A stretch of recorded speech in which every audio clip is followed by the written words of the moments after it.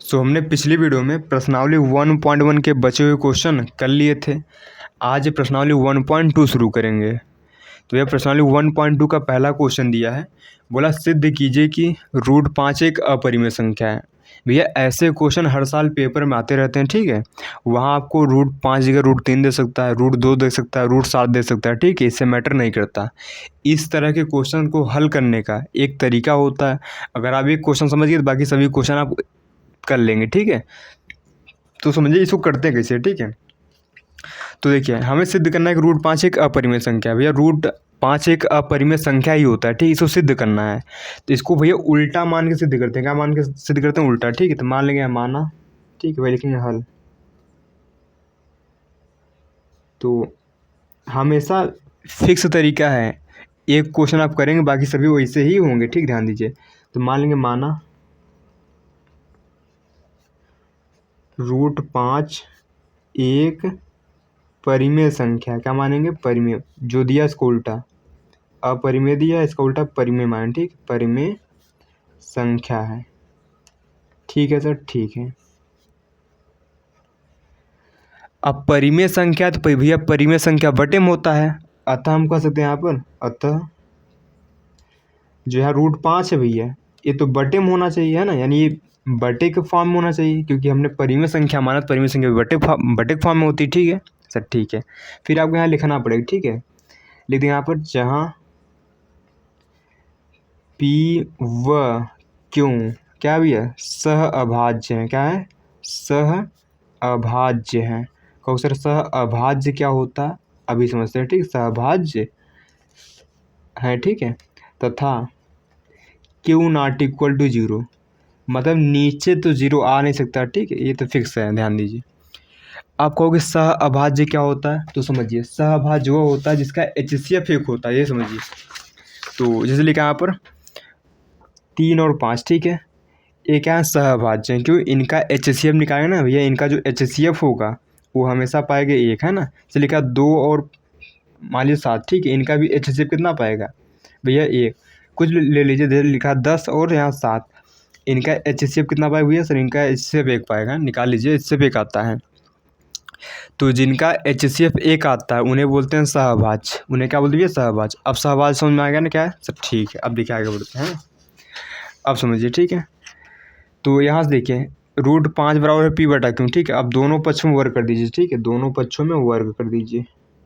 देखिए तरीका फिक्स है, ठीक है ना। ऐसे आपको सभी क्वेश्चन में करना पड़ेगा, ऐसे ही आपको सभी क्वेश्चन में करना पड़ेगा। क्या लिख दीजिए? दोनों तरफ वर्ग करने पर कोई दिक्कत नहीं है ना, दोनों तरफ ने वर्ग कर दिया। देखिए √5 का स्क्वायर हुआ 5 आता है। देखिए रूट का वर्ग करने में रूट कट जाता है, ध्यान दीजिए। तो यहाँ पाए भैया P² बटा सर यहाँ Q², ठीक है सर, ठीक है ना। इनको इधर ले जाइए, इनको इधर, या फिर 3 गुणा कर लीजिए, बात एक आप।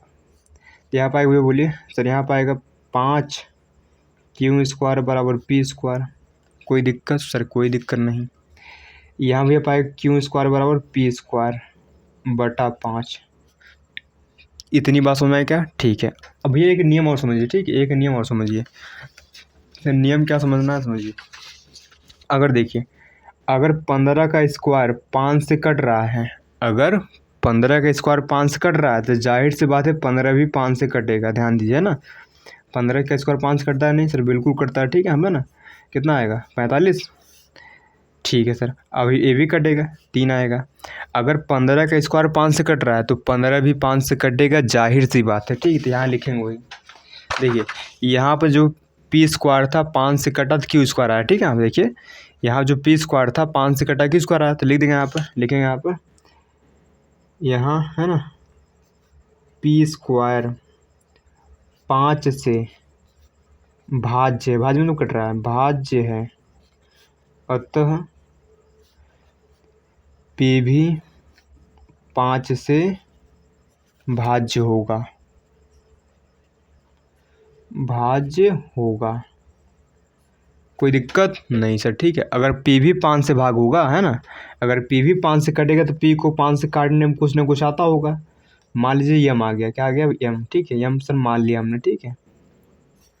भैया जब P 5 से कट रहा है तो भैया 5 से काटने में कुछ ना कुछ आ रहा होगा, ठीक है। तो मान लीजिए यहाँ पर यम आ गया, ठीक है। यम मान लीजिए के मान लिया, मर्जी, ठीक, मैं यम मान रहा हूँ। तो यहाँ पर देखिए तिरे गुणा करिए यहाँ पर, ठीक। अच्छा इसको मान लिया समीकरण 1 है ना, यहाँ गुणा करिए, यहाँ P स्क्वायर बराबर कितना आएगा 5m। ये समीकरण 2 हो गया। इतना क्लियर का, ठीक है।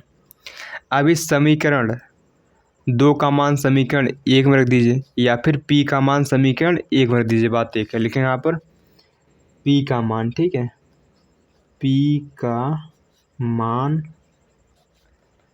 समीकरण 1 में रखने भैया क्या होगा यहाँ पर देखिए। तो भैया क्यू स्क्वायर बराबर क्या था सर, P स्क्वायर था, है ना। तो जहाँ P वहाँ का रखेंगे 5m, यानी 5m का स्क्वायर पाएगा बटे सर ऑलरेडी नीचे 5 है, कोई कष्ट नहीं होना चाहिए।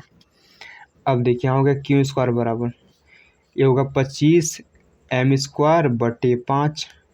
इतना पता ही होगा ना भैया, 5 स्क्वायर 25 हो गया, एम का स्क्वायर एम स्क्वायर पाएगा। इसको सर काटिए रहा, तो यहाँ पाएगा क्यू स्क्वायर बराबर 5m स्क्वायर, ठीक है सर, ठीक है। अगर इसको लिखना चाहे तो यहाँ पर 5m स्क्वायर बराबर क्यू स्क्वायर, सर बात तो सेम ही है ना, घुमा के देश में नहीं बात क्या है, ठीक है।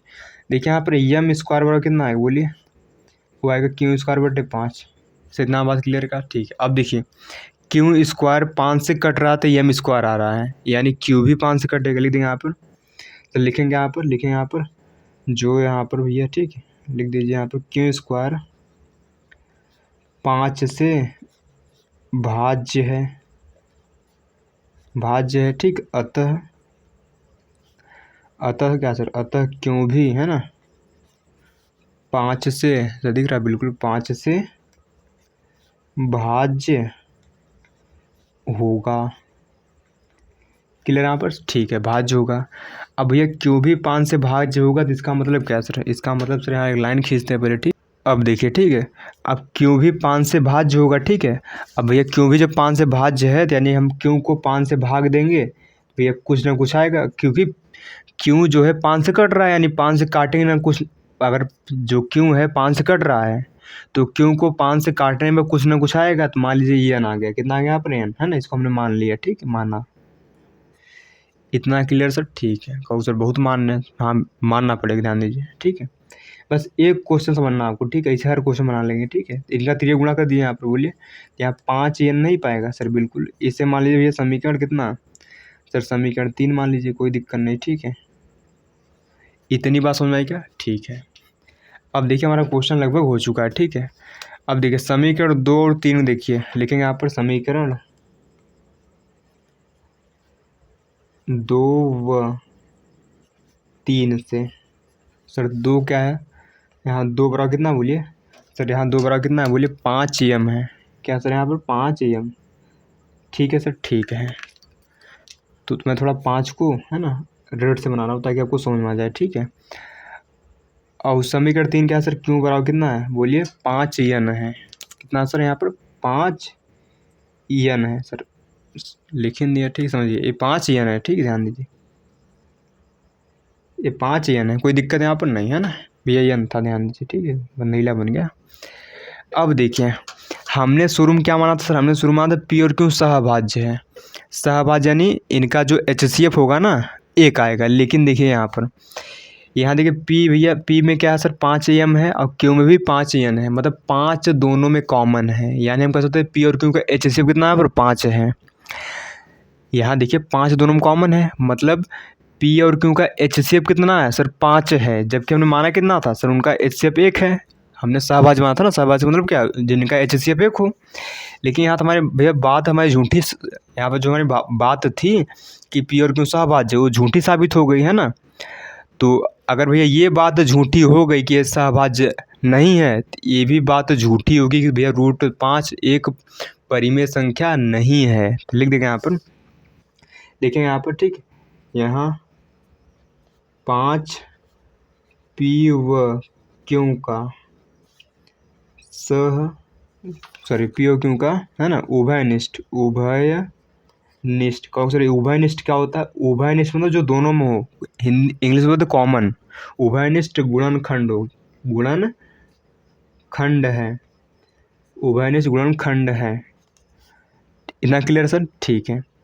अतः हम कह सकते हैं अतः, ठीक है, अतः लिख सकते हैं आप, अतः पी व क्यों सह अभाज्य नहीं है, सह अभाज्य नहीं है। ठीक है, इतना क्लियर है सर? ठीक है, लिख देंगे अतः हमारी जो कल्पना थी, जो सोच थी, जो हमने माना था, कल्पना गलत है, गलत है। अतः जो मेरी कल्पना थी गलत, जो हमने माना था ना कि पी और क्यों सहभाज्य हैं, वो तो गलत साबित हो गया है ना, गलत झूठ साबित हो गया है ना। अब ये गलत है, यानी पी बटा क्यों सहभाज्य नहीं है, पी और क्यों सहभाज्य नहीं है, तो ये भी क्या होगा, ये भी गलत है, यानी रूट 5 भी परिमेय नहीं है। ध्यान दीजिए, रूट 5 भी परिमेय नहीं है, लिख देंगे गलत है, अर्थात, ठीक है, या फिर लिख दीजिए अतः, या फिर अर्थात रूट 5 एक क्या है बोलिए, परिमेय संख्या नहीं है। परिमेय संख्या नहीं मतलब एक अपरिमेय संख्या है, अपरिमेय संख्या है। तो भैया ये हो गया पूरी सी कथा। ठीक है सर? ठीक है ना? तो आशा करते हैं समझ में आया होगा। तो भाई एक क्वेश्चन समझिए, इस टाइप के भैया सभी क्वेश्चन कर लेंगे, ठीक, पेपर में कोई छूटेगा नहीं, है ना। तो आशा करते हैं समझ में आ गया होगा ना। सो देखिए इसी प्रकार का एक एग्जाम्पल है, उसको भी हम कर लेते हैं, ठीक है, ताकि हमारा एक प्रैक्टिस हो जाए, है ना। ठीक है, बाकी एग्जाम्पल मैं कराऊंगा पूरा, ठीक है, चैप्टर खत्म होने के बाद मैं एक एक एग्जाम्पल कराऊंगा, लेकिन आज हम पहले एग्जाम्पल 5 कर लेते हैं, ठीक है, जो इसी से मिलता जुलता है, ठीक है, ताकि इस क्वेश्चन का एक बार रिविजन फिर से हो जाए, ठीक है, क्योंकि सब में भैया कथा तो वही रिपीट करनी है, ठीक है, सब में स्टेप वही करना है ना। तो समझिए करते हैं उस क्वेश्चन को, ठीक है। सो देखिए उदाहरण 5 दिया है, बोला रूट 3 एक अपरिमेय संख्या है, इसको भी सिद्ध ही करना है, ठीक है, इसको क्या करना भैया, सिद्ध ही करना है कि एक अपरिमेय संख्या है ना। तो कैसे करेंगे, चल हल करते हैं इसको, ठीक है, सेम वही करना है। लिखेंगे यहाँ पर माना रूट 3 एक परिमेय संख्या है, हमेशा उल्टा मानना है, परिमेय संख्या है ना। ठीक है, अब ये परिमेय संख्या है, रूट 3 क्या है, एक परिमेय संख्या है, तो परिमेय संख्या भी बटे में होती है। अतः हम कह सकते हैं यहाँ पर क्या लिखेंगे, अतः हम ये कह सकते हैं कि जो रूट 3 है ये बराबर पी बटा क्यों पाएगा, है ना, पी बटा क्यों। यहाँ लिखना पड़ेगा जहाँ पी व क्यों सह अभाज्य है, सहभाज्य मतलब जिसका HCF 1 है, ठीक है, सहभाज्य है, तथा क्यों नॉट इक्वल टू 0 है। यहाँ तक बात तो समझ में आई? ठीक है सर, है ना। अब देखिए आगे बढ़ते हैं सर, अब कर देंगे दोनों तरफ वर्ग। सर फिक्स तरीका है, सब मुझे करना पड़ेगा, ठीक है भैया, दोनों तरफ क्या कर देंगे भैया, वर्ग, ठीक है, पी है, ध्यान दीजिए, लिख देंगे आप दोनों तरफ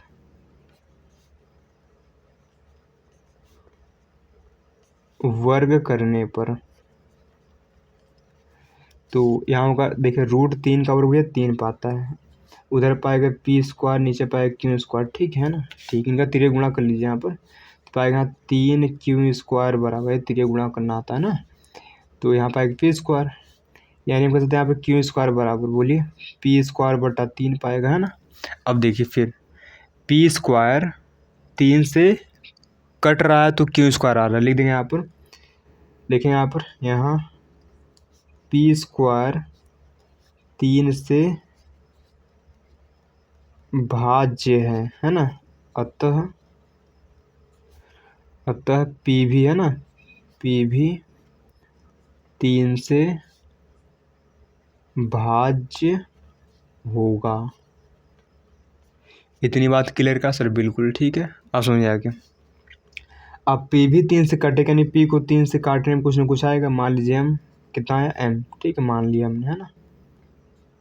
ठीक है सर, यहाँ p और कितना पाएगा सर, 3m पाएगा ना, तिर्यक गुणा करने पर, इसके मान समीकरण 1 है, ये समीकरण भी 2 है। ठीक है सर, ठीक है, अब p का मान समीकरण 1 में रख देंगे, देखिए यहाँ पर p का मान समीकरण है ना 1 में रखने पर, तो ये रख दीजिए सर। तो यहाँ पर क्यू स्क्वायर बराबर है ना, जब यहाँ रखेंगे तो इसका स्क्वायर होगा नहीं, 3m स्क्वायर बटा 3 पाएगा। इतनी बात समझ में आ रही क्या सर? बिल्कुल। यहाँ पर क्यू स्क्वायर बराबर बोलिए 9m स्क्वायर बटा 3 पाएगा। सर इसको काटिए जरा, तो यहाँ पर 3m स्क्वायर, क्लियर यहाँ पर? ठीक है, इसको ऐसे लिख लीजिए 3m स्क्वायर बराबर है ना क्यू स्क्वायर, यहाँ कह सकते हैं m स्क्वायर बराबर बोलिए क्यू स्क्वायर बटा 3 पाएगा, है ना। अब देखिए यहाँ जो क्यू स्क्वायर है 3 से कट रहा है तो m स्क्वायर मिल रहा है, लिख देंगे यहाँ पर। यहाँ क्यू स्क्वायर 3 से भाज्य है, अतः क्यों भी, है ना, क्यों भी 3 से भाज्य होगा। क्लियर सर आप? ठीक है।